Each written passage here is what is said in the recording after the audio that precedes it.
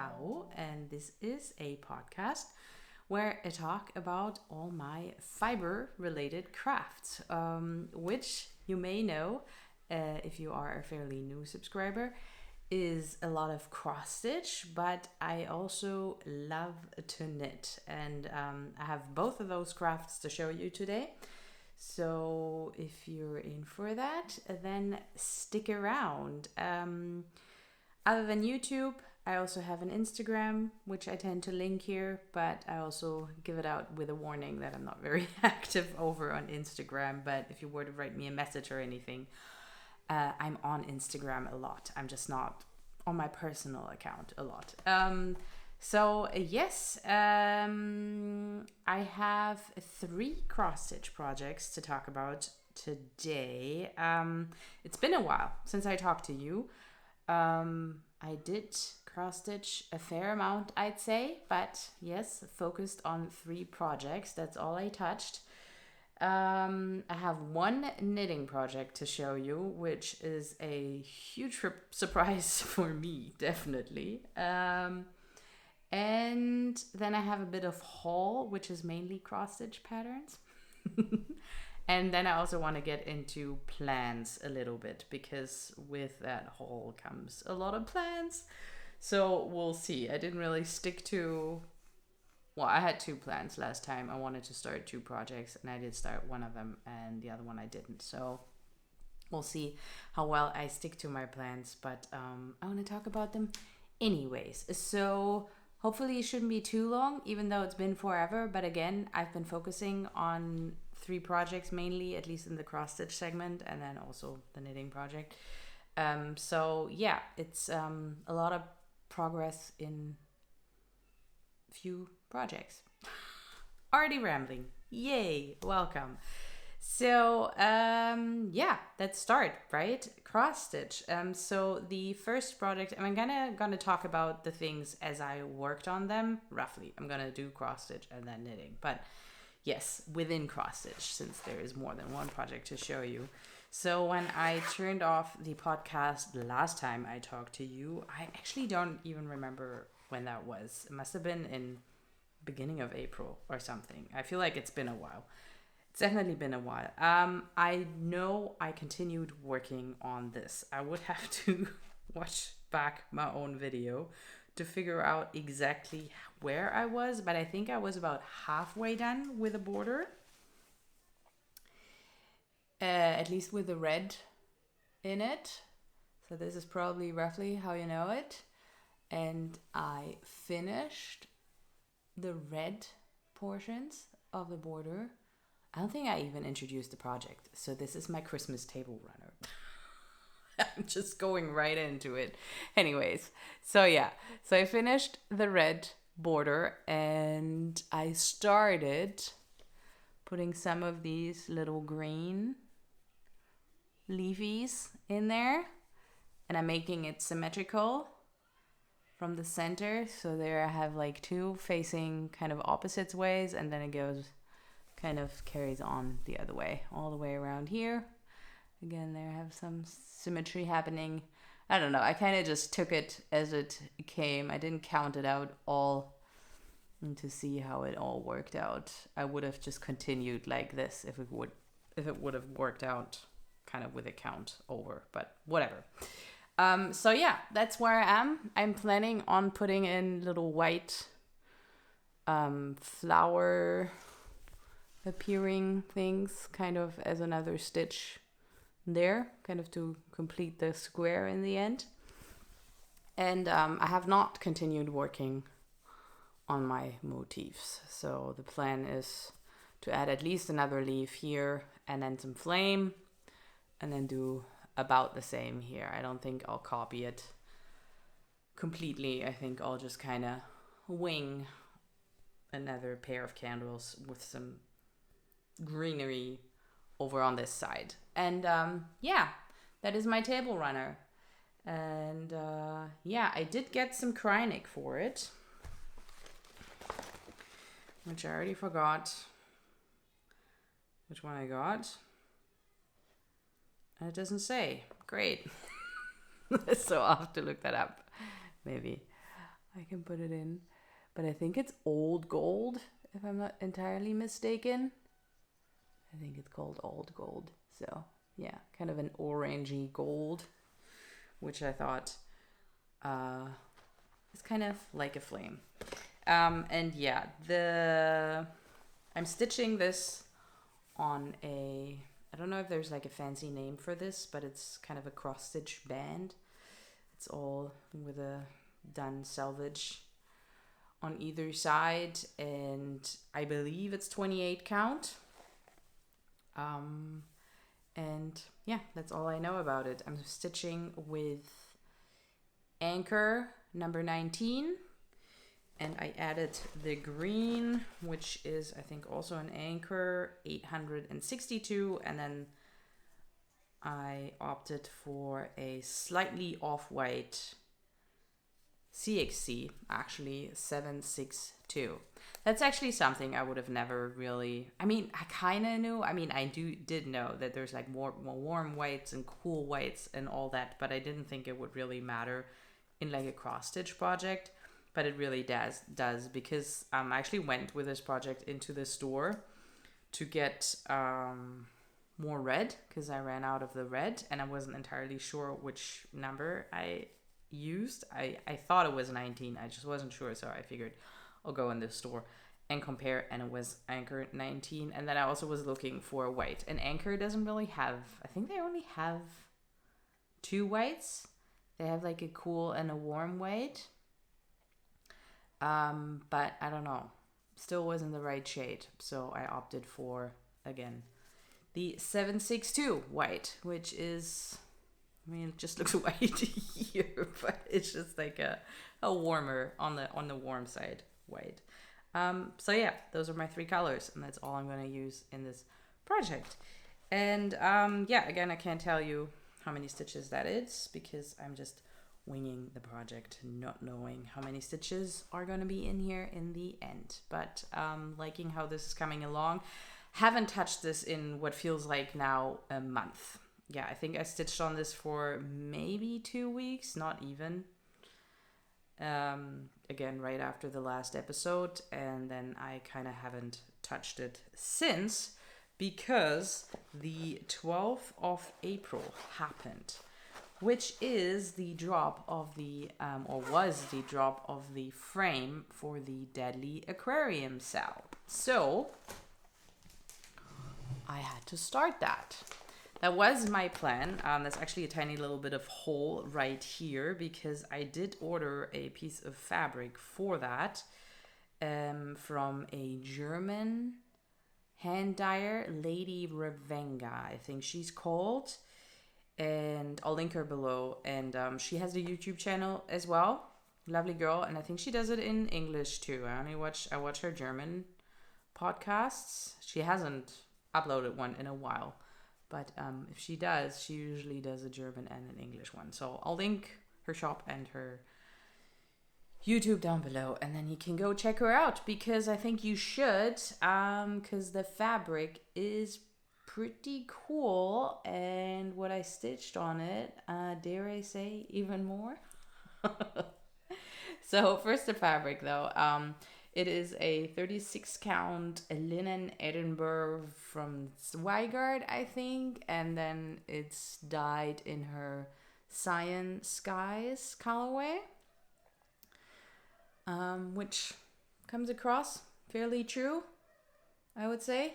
Maybe, I think it was truer. Ugh, no, now it's blowing out. It was true in the beginning, so I don't know what happened.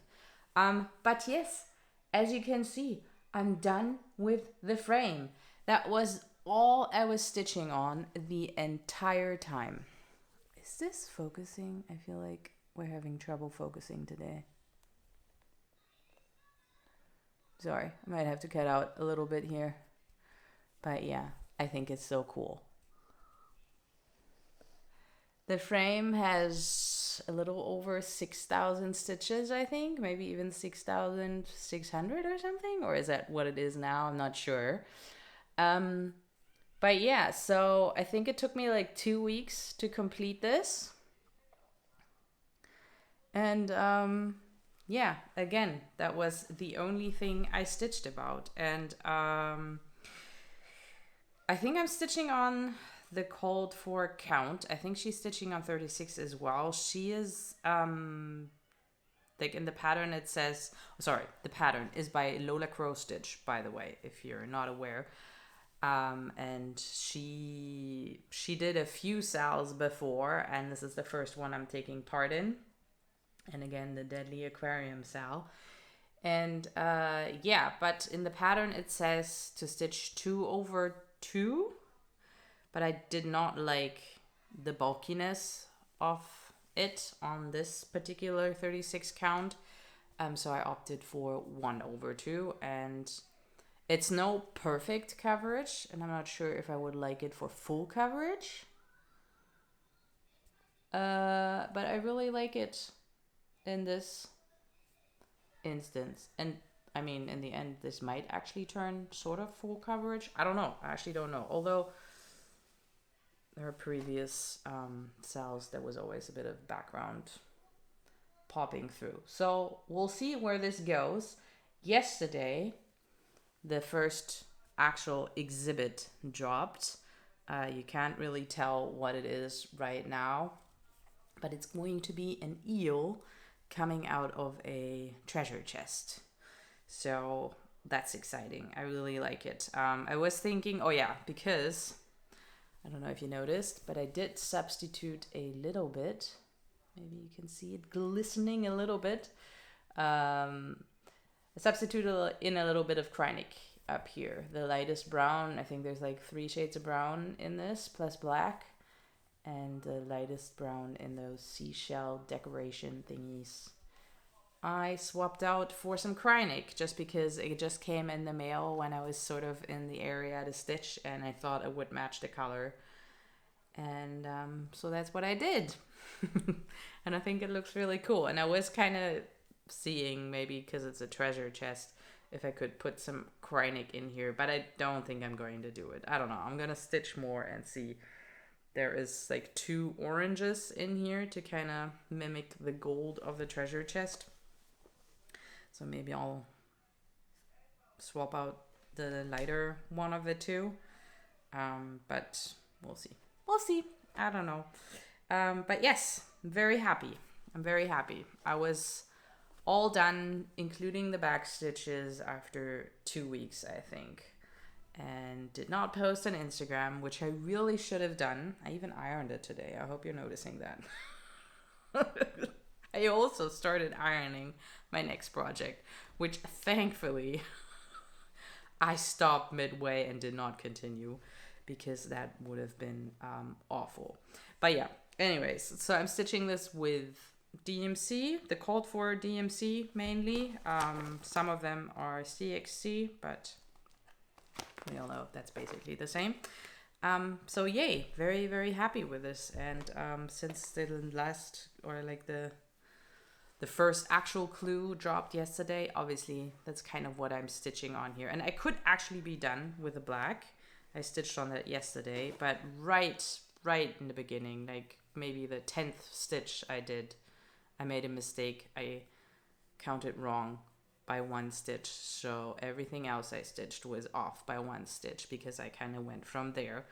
And so I had to rip it all out, and so now I only have, like, I don't know, maybe 50 stitches in of the new motif, but that's okay. I did write some statistics down. Do you want to know some statistics? I mean, there's not that much. I stitched 6,112 stitches on this. I don't know. For me, this is very interesting right now, because again, like last video, I just don't have any statistics on myself. I have no clue what is realistic for me to stitch in any amount of time, really. So I'm at the moment keeping track of that.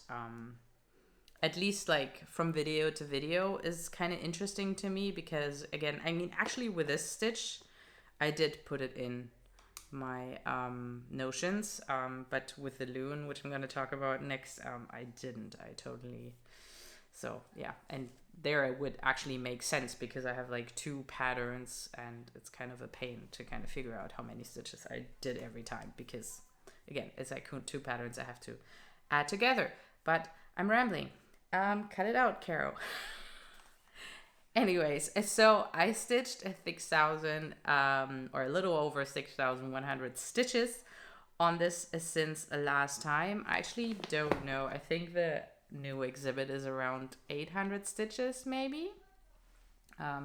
So I hope I'll get that done within the week, because now each new clue will drop every week, I believe. So we'll see if I can keep up with that and also still have time for my other projects.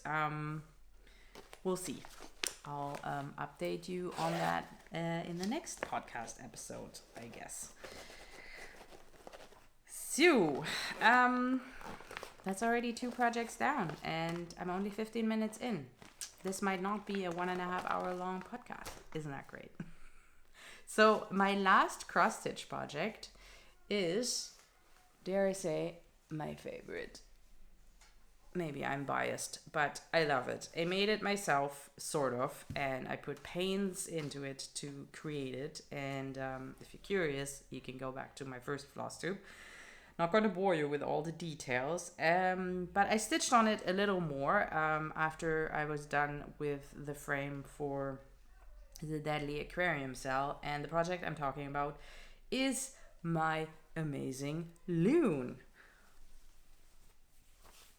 Yay!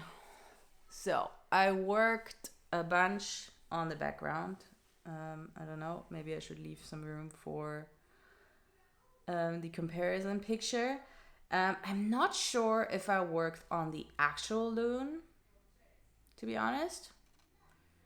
But I definitely worked on the 939, which is all of this here and all of this here, since the last time you saw this, which I'm sure is noticeable. And not bored of the color, not at all. I find it very soothing, very cool. I love working on this project, and this is the project I nearly ironed. And the pink is heat removable.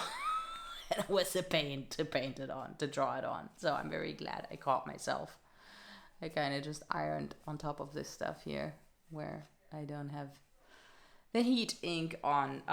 But yes, I did, again, change the pattern for this one. So as you can see, I'm still all in the top, kind of above the loon, or just at the border of, I mean, I'm just creeping down here, kind of to the feet of the loon, or wherever you would imagine them. And I was kind of, I don't know what the order of things was. I think I kind of just stumbled over an artist online, and her name is Susan Coleman. I wrote her down. And I'll pop in a picture of what she does. She is a Canadian, or she's actually British, I believe, but she's living in Canada for most of her life now, I believe. And she does this cool type of artwork with, like, basically the animals of Canada, or northern animals anyways. And then she puts in sort of a shadow figure in the style of the Haida art it's called, which I really love. Like when you buy postcards or printed t-shirts or something, you often find like imagery with that kind of style on it. I'm inserting a picture, then you immediately know what I mean. And I really, really love that style. And then I thought about my loon, because she also has a loon. Maybe that's the picture I'll choose to put in. Where she kind of made the reflection of the loon in the water, that Haida style. And I thought that was so cool. And I thought I could do that, because, I mean, this is a huge cross-stitch project. And other than the loon, there's nothing really figurative on there. And maybe I'll burn out on that project a little bit. I mean, I'm done 10% now, and I'm still loving it. So I guess I'm doing good for now.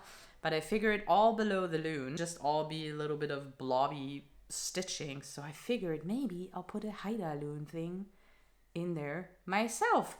And that's what I did. And at first I was just seeing if I could find something cool online, but I couldn't really. And then in the end, I kind of wanted the same posture as my loon has, with like kind of coming out of the water with the wings out. So I ended up just drawing it myself. Yay! I think this is actually my final version.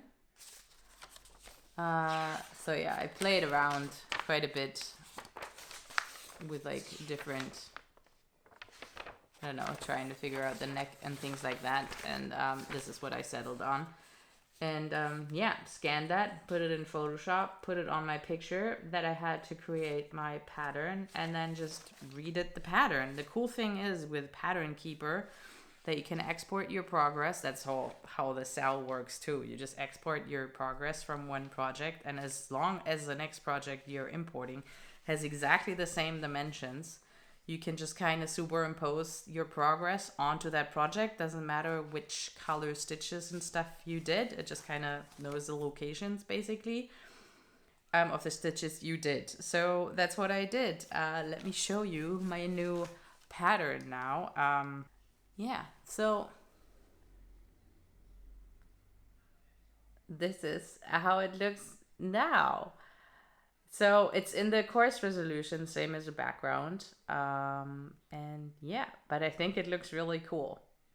I'm pretty happy with how this turned out. And I think this is going to make the bottom a bit more interesting to stitch. I mean, I think it's also going to be more interesting to stitch with kind of just the white, which is stuff you don't have to stitch. So you're always like, ooh, yeah, I'm at an edge. So I'm making progress. And there's also a few more colors down there. But yeah, I think breaking up that big blue area there is gonna be nice, and also visually I think it is cool. So yeah, that's a little change I made to that pattern. Again, we'll see how many changes it'll go through in its lifetime until it's done stitching. I guess I can change until it's stitched and then it's final.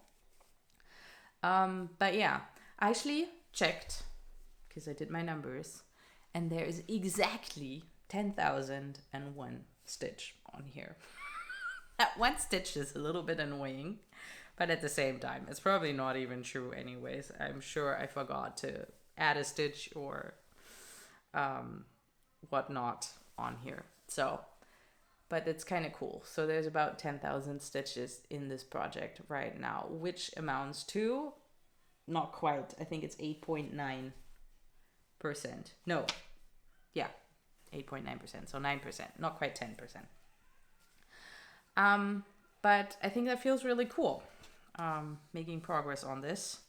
And yeah, still loving it, despite it being my first project. I mean, you know how it goes with like hobbies, new hobbies, first projects. You kind of start stuff without knowing things, and then you realize, not so cool. But so far, this is not happening with this project. So yeah, that's all my cross-stitch projects.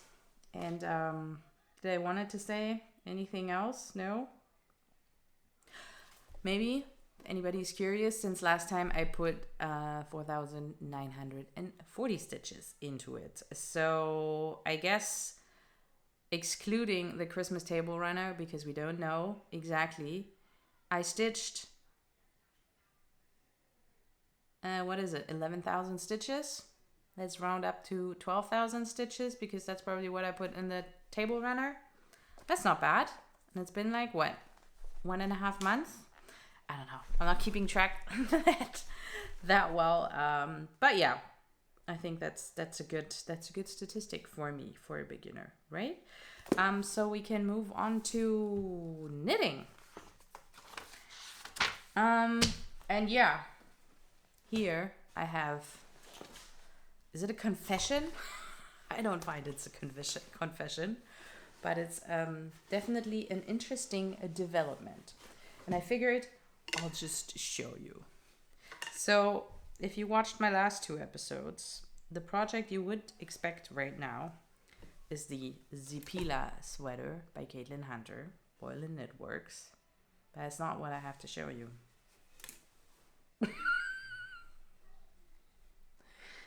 This is not the Zipila sweater, is it? But it is nonetheless a sweater that looks, it could be at the stage where my Zipila sweater would be roughly right now if I continue knitting on it. What? Yeah, like I don't get it myself. So after I was done with the Deadly Aquarium frame, I actually did not go right back to the loom. I picked up my Zipila sweater because I wanted to get it done, and I was stitching on knitting on the sleeve. I was just knitting away at it, and then I tried it on with a sleeve, and then the sleeve was like so too long that I was just like, what? I mean, this would be even too long for my husband. So then I actually put the project on my husband. Hang on. So yeah, then I decided to put that sweater onto my husband because so far I've only tried it myself and I knew it was too big. I knew it. But I figured I'll just wear it like over top kind of as a jacket layer and it'll be good. But then I put it on my husband and I realized it even looks like humongous on him. Like virtually, I think an XXXXL, I don't know how many else, Italian mama could wear that sweater. That would have been the right size. So even my husband was drowning in it. And then I was just like, oh, no, I'm not going to wear that sweater. And that's probably why it's taking me so long to knit that one, because I probably just knew that that wasn't going to be the right size and the right fit. So that day I just decided, whatever, let's bite the bullet, and I ripped the whole thing out. So wound back all the yarn, and I think still the same day or maybe the next day, I decided, because I was then looking around, what could I do instead? Because first I was like, should I reknit? Should I reknit in a different size? But I don't have the best track record with that kind of stuff, like knitting a pattern with like in the end a different gauge and then just knitting a different size. That for some reason just, I mean, yeah, that just never really works out that well. So I figured, why don't I just go and find a pattern that has exactly my gauge, which I did measure of my Zipila before I ripped it out. So I had a huge swatch where I could fairly securely get my gauge over a big swatch. And then go out and find a pattern that has exactly that gauge. And then I don't have to hope that it'll fit in the end because I know that's my gauge. And and then I checked this magazine, which I held into the camera before. It's one I ordered just online.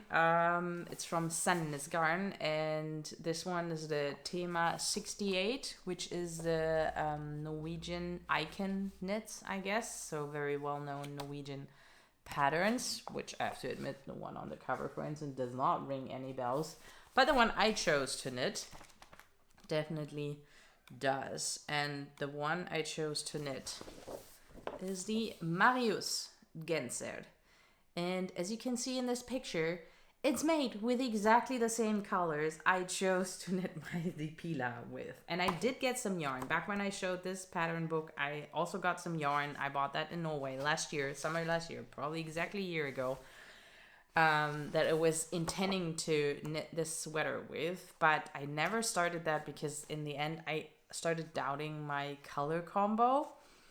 And now I had this yarn that I had kind of, because I'm holding two strands together, right? I'm holding a mohair together with my Holst, and so I was kind of stuck with making that a sweater because that thick of a yarn, and I had so much of it.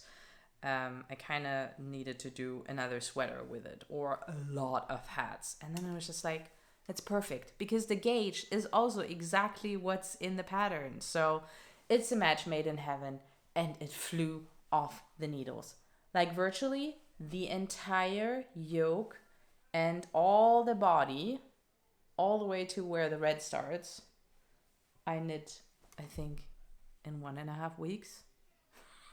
That's unheard of. That's really unheard of for me. I know there's knitters out there that can do that. But I can't. Normally, I can't. I think color work really, really vibes with me. I love color work. I always get through the color work fast.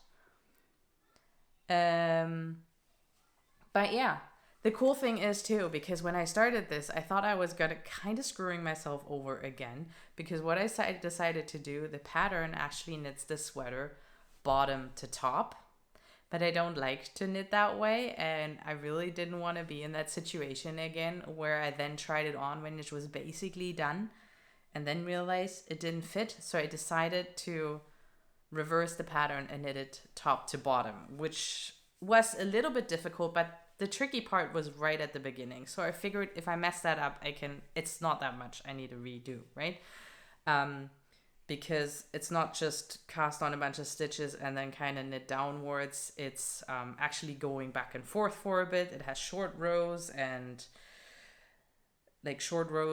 raglan, and then you cast on like these stitches you kind of cast on later. And as you can see, it's a provisional cast on too, because there's still gonna be the neckline that you knit in red that's missing. But other than that, again, as you can see, I'm done with the body. I'm done with the first sleeve. And I'm nearly done with the second sleeve also. I thought I might actually show this as a finished object, but alas, I didn't. But that's fine. I mean, that's just crazy to me. I mean, by now I think I started it like 3 weeks ago. I slowed down a little bit because I picked my loom back up. So that's where my evenings went into. But yeah, I really just I should really finish this and not lose steam just before the end, because this is a night of knitting, really, finishing the sleeve. And then the neckline is probably another night of knitting. So I could be done with this in 2 days if I were to just buckle down and do it right now. And yeah, this is the last of my blue that I had tangled up together, so that's nice. I did actually use up all the yarn. I did not think that, because it was a tent. It was so big. So I figured I would have a bunch left over still after knitting a sweater that actually fits me. But again, I only knit one sleeve on that other sweater, and I think the color work actually took up way more space. Like half the sleeve was white from the other pattern, and also the pattern itself I think took up more weight. I think so. I don't know. Doesn't really matter. I'm happy. I was thinking what I would do if I had stuff left over. I was actually thinking of knitting like a baby size or a kid size sweater of this for my daughter, which I don't know. I guess now I don't have to do, because I don't have to use up a bunch more of this yarn. But maybe I will do, because it is beautiful. I don't think I actually mentioned what it's called. It's called Marius Genser. And Marius is a very, very typical Norwegian pattern. I mean, it's so typical it actually has a name. So that's pretty cool. And I love it. I think it's really, really cool. It looks cool. And it fits. It fits. It actually fits me. It's not too big. It's not too small. It's perfect, honestly. I mean, we'll see how it looks after blocking. I think I actually also did good with my different, like with my gauge, because that was another problem with the other sweater actually, because I knit the whole thing in 4mm needles. But my gauge is quite a bit looser. I mean, I think that happens to a lot of people, that color work is tighter than no color work knitting. So that was also, so after the color work of the Zipila sweater, it kind of bunched out then, because the gauge just got looser after. So I adjusted for that here by just using smaller needles, which I think worked out quite well. I mean, it's still coming out just a tiny little bit, but I can definitely block that out. So yay, very happy with that. Yes, cool. I'm, yes, ecstatic with this. So shall I jinx it and say next time we definitely have a knitting finished object to show, and maybe I'll cast on something else, or I get back to my blanket that's actually still sitting here from when I did my first Flosstube. I have not even taken it out of this room. because yeah, I just have not touched it again, even though there were people who said they would like to knit that, and I should publish that pattern, but I don't know. I guess you just work on in the end what you feel like working on and not what you think you should. I mean, it's a hobby anyways, right? So yay. So that's all I have to show you in actual progress. I have one more thing that I guess I made I could show you, because I was dyeing some fabric, and I was dyeing that last night. Actually, I don't know if you can tell my hands. Maybe not. Maybe it actually came off with a shower. But I was using gloves for the entire process. But you know when I did not wear gloves? The one time I should have. When I was rinsing the fabric. Where you actually get into the whole thing. So yeah, they were a little bit blue. But I think I'm mostly rid of it again. I'm sorry, by the way. My nails are a little bit grubby. I need to take them off. They're outgrown. But anyways. If I wouldn't have mentioned it right now, you probably wouldn't even have noticed. Although, I'm holding them into the camera. But yes, let me show you the fabric I dyed. So it's the 40 count that I purchased and showed you last time. It used to be, I mean, it looked like white. I bought it as a light gray, but basically it was a white. And this is what came out. Isn't this gorgeous? I love it. So I did this last night. Oh, kind of just seemed like it blew out extremely. Did it? I don't know. Yeah, I think it did. So the color is probably more like this. Yes. Don't fill the entire screen with it. So it's a super awesome night blue with some lighter modeling, which is, I mean, I guess I was intending it to be a little bit more black, really. I mean, in the end, I wanted a black fabric, but one that's interesting. So I figured I'll throw some blue in. It ended up being more blue than black, I think, even though I used way more black in it. But I love it. I mean, I'm not gonna kick off blue anytime. So I love it. I love it. I'll accept that. That's my black. Dark blue is my black. And yeah, my favorite bit's definitely the one right in the middle. So I'll have to find something cool to stitch on this section of the fabric.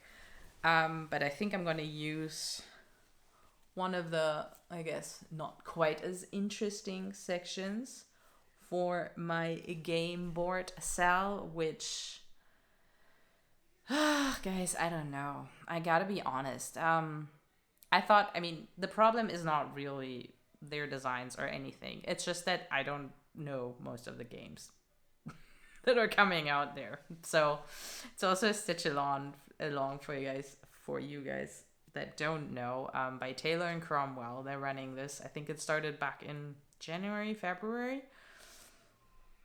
And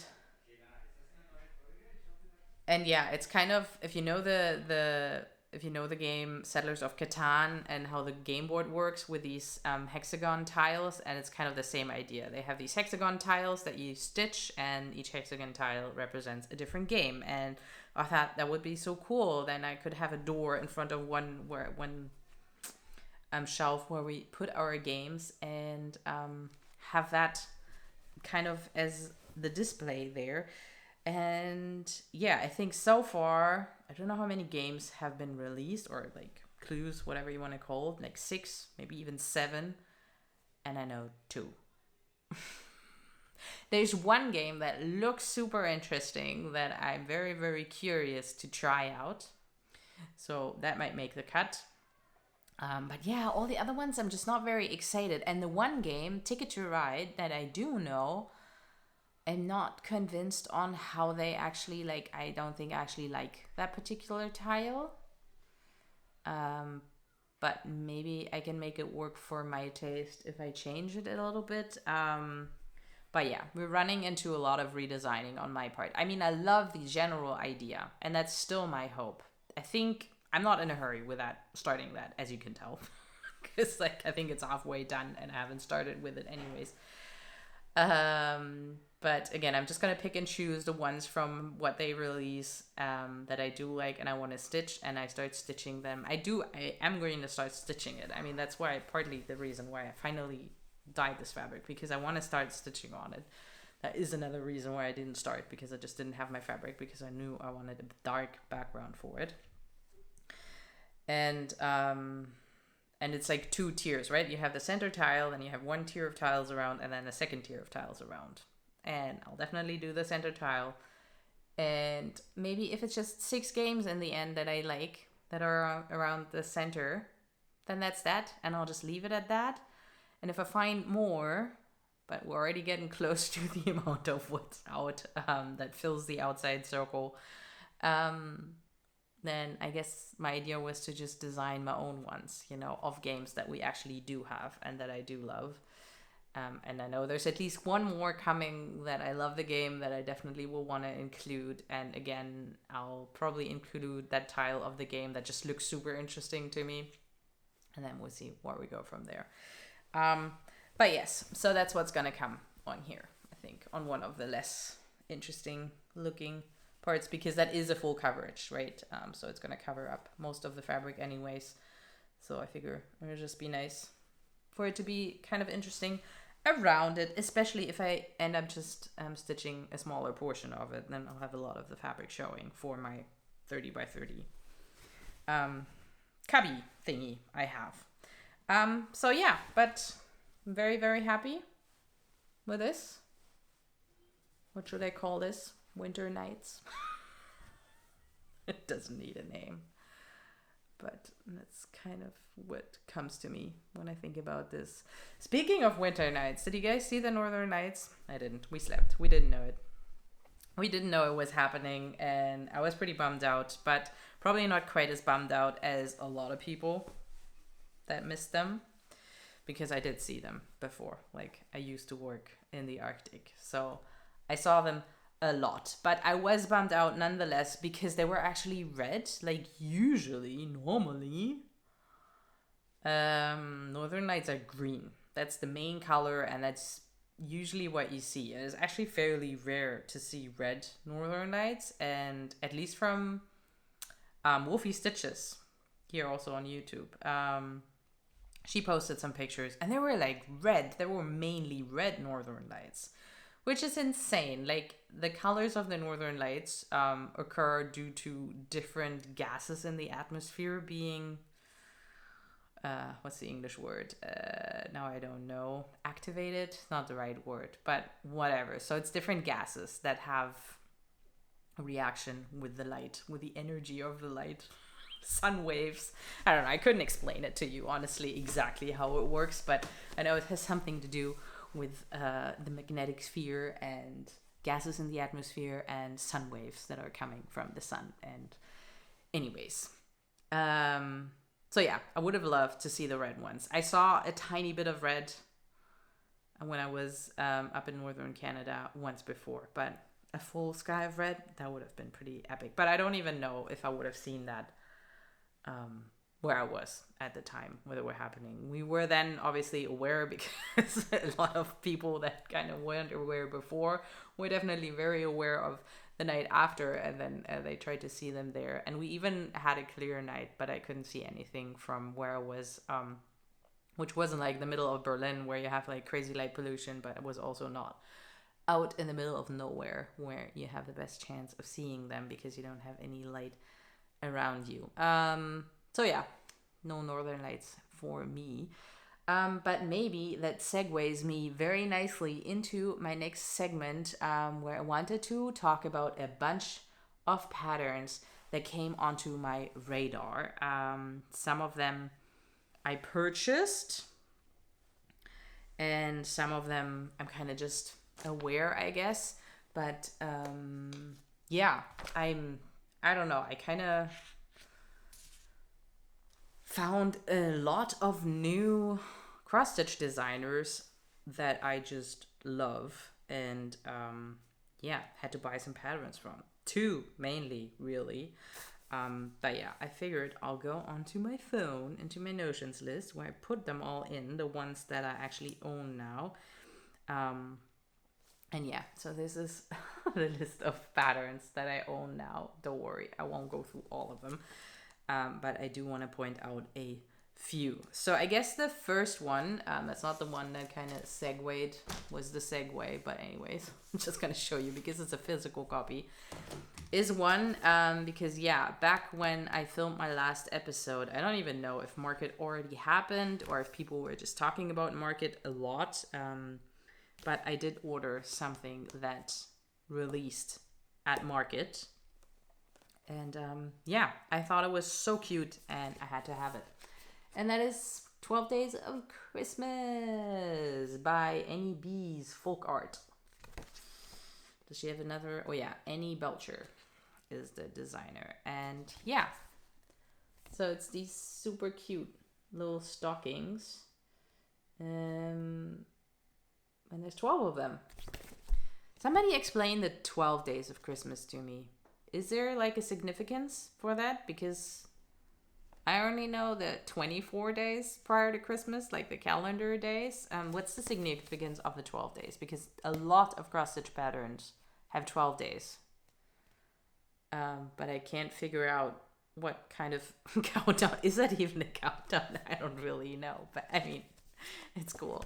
It's cool. I just don't understand it. Again, a thing I could have just Googled, but it just kind of popped into my head that I could just ask somebody. I feel like I'm in a group of people right now, even though I'm on my own with my camera here, which is kind of sad. But, you know, if you are talking about these things, these questions just kind of pop into your head. And that's why I can just Google. It's fine. You don't have to ask them. You don't have to answer me. I'll just Google. I'm here on my own. But yeah, they're awesome. I do want to stitch them and I want to finish them as little stockings. But yeah, that's kind of where my question comes from. Like, I wish I wore 24, then I could make a cool calendar for my kids. So yeah, I want to finish them kind of like this, but as an actual stocking where you can put stuff in and then have like a little calendar for the 24 days running up to Christmas, the countdown. So yeah, here's a picture of day 11 and 12. They're so cool. They're really pretty. And yeah, it's supposed to be stitched on 14 count Ada, which I think I would do because this is for once something I would want to turn out fairly big and not as small as possible, which is usually what I go for. So you can actually fit something into that little stocking. And yeah, I still have quite a bit of black Ada left, so that's probably what I'll stitch on there. But I've had this in my possession for a while and I haven't started. But yeah, it's a Christmassy thing. Maybe I'll join in the Christmas in July and finish my table runner and start these. That would be nice. And then I guess I would have to aim to do 2 per month to get them done by Christmas. No, more per month because Christmas is kind of earlier. Anyways, no hard plans here. That's virtually just something that came into my mind. Probably not gonna chain myself to these plans, but Christmas in July still sounds like a cool thing to at least start these and finish my table runner, right? So that's the one thing I wanted to show you because I actually have a physical copy of this. But yes, hang on. The design people were on the other page. Yeah, the one thing I actually did think about when I was talking about the Northern Lights is a Pigeon Coop Designs. And he's also a Canadian designer. I seem to be kind of drawn to Canadian designers, or that's what Instagram suggests to me because I don't know. I guess I don't know why, but I'm good with it. I'm good with it. But yeah, I wasn't aware of him before. I think he's from Quebec, actually. And his designs are stunning. I love that style. It's a very graphic, illustrative style. And just go check him out. And he has a book coming. I actually have not started or even purchased a pattern of his because I'm just so excited for what's coming in the book, and I figure I kind of want to wait for the book and then just stitch something out of that before stitching a bunch of other patterns beforehand. because I feel like I might like the ones from the book more. The ones he already showed sneak peeks of, I already love. So yeah, I'm very, very excited. So he has a book coming, which is called Cross Stitch in the Forest, and I pre-ordered it on Amazon, and the ETA for that is the 16th of August. So I still have to wait quite a bit for that, but I guess I have enough projects to keep me busy until then. But you did get a free chart for pre-ordering, I think, which is a little fox pattern, and he's so cute. I can't show you right now. Maybe I'll put a picture in of him. So I do plan on stitching that beforehand because he's cute, he's small. No idea what I'll do with him. Maybe in my children's room. That feels fitting. But yeah, that's kind of the style also, right? So yeah, very exciting. And one of the sneak peek patterns he showed was the Aurora Borealis, which he did in purple, which I probably wouldn't do, but that's fine. I mean, he virtually said with it, he'll be very excited to see all the color combinations people do. So yeah, looking forward to that. And the other designer, I think I actually was already aware of the last time, and I guess I was just like so blown away by them. And there's so many good patterns on their homepage that, yeah, I guess it took me a while to just take it all in and then decide what I would want to stitch and purchase. So I ended up buying 3 patterns from Owl Forest Embroidery, which I know, duh, everybody will be going there. Of course, they're awesome. Like, I hear them mentioned so much too, and I don't know why it took me so long to actually like go to their physical webpage and then just browse around. I mean, they have they have a lot. There's different designers on there. It's not just one designer. I think they're all based in Russia though. I don't know if that's their prerequisite or what it is, but it definitely seems to be a Russian enterprise. And yeah, they're just gorgeous. I love them. They're so cool. There's so many I could point out right now, but I'll just talk about the 3 ones that I did actually purchase, and then we'll go from there. So the first one I did buy is a Garden Carps. And I'm sorry, I did not write down the actual designer's name of those. So I'll put those in for the coming 3 ones. I'll put those in the notes down here as I usually do.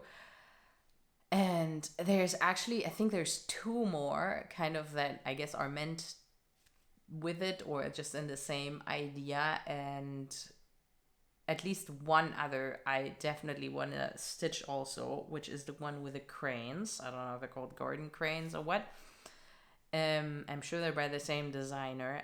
But yeah, I figured I'll start with the Garden Carps because that's the one I love the most. And their sample is stitched on a green fabric with like green floss and other colors. And of course, where am I going now? Because I'm going to stitch it on blue fabric and shift the colors a little bit more to the blue. And the second pattern I got from Owl Forest Embroidery was Swallows. I'll put a picture in here. And that's the one my mom chose. And it's one I also kind of had earmarked to just I like, and reminded me of the boat's house as well, because there's a lot of swallows. Like in the summer when we're there's usually swallows nesting underneath and around. They're everywhere. So they're pretty cool birds, and yeah, they reminded us all of the boat's house. So I was thinking, because there's a bunch of swallows on that pattern, and they have a bunch of other patterns that have other critters that reminded me of the boat's house. So I figured there's one specifically, I can't remember right now, but I have it earmarked on my phone. And maybe I'll buy that one also and kind of just take single animals and put that in the swallow chart to kind of have a little bit more nature represented in that chart for the boat's house. But we'll see about that. And the last one I realized I did not write down because I always forget the name of that one, because it's just kind of a oh, there it is. yeah, it's not a direct translation. It's more like what it kind of means, translation. And that is the pattern importance of making efforts. I'll put a picture in. So it's of this fisher guy, and there's like a Russian saying, basically. And I know one of the words is ryba, which is fish. So that's how I know the translation can be just importance of making efforts. I think the saying is about the importance of making efforts. But it doesn't really matter. I'll maybe some of you speak Russian and can translate kind of literally what it says. That would be interesting. I guess I haven't tried the Google Picture Translate if that can read Russian. But anyways, I thought it was pretty funny. Also for the Bootshaus, it reminded me of my cousin. He goes up to the Bootshaus to fish. So yeah, I don't know. I just thought it's cool. And that one I would probably just stitch with DMC because it's fairly small sections, and yeah, I would substitute those flosses with DMC. With the swallows, I don't know. I haven't thought about that one too much. I don't have that one in my immediate stitching future. There's other projects I'm more excited about right now, but I do want to stitch that up one day, and when that day comes, I'll think about what kind of flosses I want to use. There's only one more group of patterns I meant to mention, and that's the tarots from the Witchy Stitcher. I'm sure most of you will have noticed or are even part of her Patreon themselves. But yeah, if you are part of her Patreon, and I don't know which tier you need to be subscribed to. It's either the very lowest tier or the first. I feel like she has kind of a just be part of the chatting thing tier for nearly nothing, and then it's not much. You don't have to pay much. I think it's like $5. Is it $5? €5? Something around that. I don't know. Check it. I don't want to be I'm not sure. But yeah, one of her lower tiers for sure, like the first or second one, is where you get her patterns and that she releases. And I think the normal thing is to release one. How does it go? No, I'm not sure. One every month? Is it one every month? Read up on her thing. I don't want to tell anything wrong, but anyways, I joined her Patreon, and since I've been part of her Patreon, and it's not been that long, since it's been maximum a month and a half, she's released 2 patterns. I had access to 2 of the tarot cards, and actually, no, there's a third pattern. Maybe the pattern on her pattern tier is separate from the whole tarot thing. I don't know. There's 3 patterns. Like, it's great value for the €5. I don't think I pay more that you pay for that tier. So go support her. She's awesome. She does great patterns, and yeah. And I'm planning on stitching that on my dyed fabric. I want to make the cards as cards. I don't want to do the frame because I don't see myself hanging a rainbow colored tarot display that is massive in my apartment. But I thought it would be cool to have them as cards, and then you can, I don't know if you would actually use them as tarot cards, if that would work. That depends on the finishing, I guess. I looked into that a little bit. I think the Witchy Stitcher is planning on releasing the back for the card as well at some point. She hasn't yet. I'm not sure I would stitch that though, just because it would make the card super thick too, because you're obviously doubling up on the whole stitching part as well. I feel like I would just stitch it on this and then back it with this. Maybe I can dye another version that is even more mottled. That would actually be a cool backing, just the fabric. Yeah, I think I would just lie them flat together, maybe even do it with double-sided interfacing, iron them together, and then go around with like a satin stitch of the sewing machine. That's kind of my idea I have for finishing, and then use very, very stiff interfacing that they are as card-like as possible. That's kind of my idea. And yeah, so far, I don't know how many are out. I have 2. I missed at least 2 from before, but I figured I would just start stitching, and then if I really wanted to get them all, I can always just buy those. Now I'm in the patron, so I'm gonna get all the ones that are coming in the future. So yeah, but I figure I'll just start stitching, and then I'll see how I like it. The other thing I was thinking about that project, I'll probably put up at least one of the cards that I have up here, just the preview, because she has the rainbow border around the card.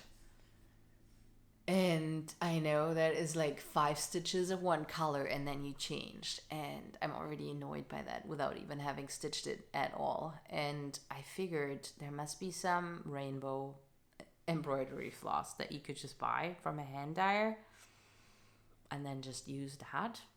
I just don't know if that would work, like how many stitches that one would take, that floss, to then change color. Maybe one of you knows a very fast changing rainbow colored floss that would make sense for that, because I don't care if it's exactly the way it's aligned there. I think it would just be fun if it were just rainbow around. And the other thing, because the ones she's released so far, they all have they're rainbow, but they're pink rainbow. And I think I want to make a blue rainbow. Who's surprised? But yeah, I think I would just swap out the pink for a light blue or something and see where I am. But I want to put one into Pattern Keeper first and then kind of play around with the colors there. I think that's my plan. But that wouldn't be a major swap around for colors, I don't think. My hope is I can just swap out the pink for the blue, kind of.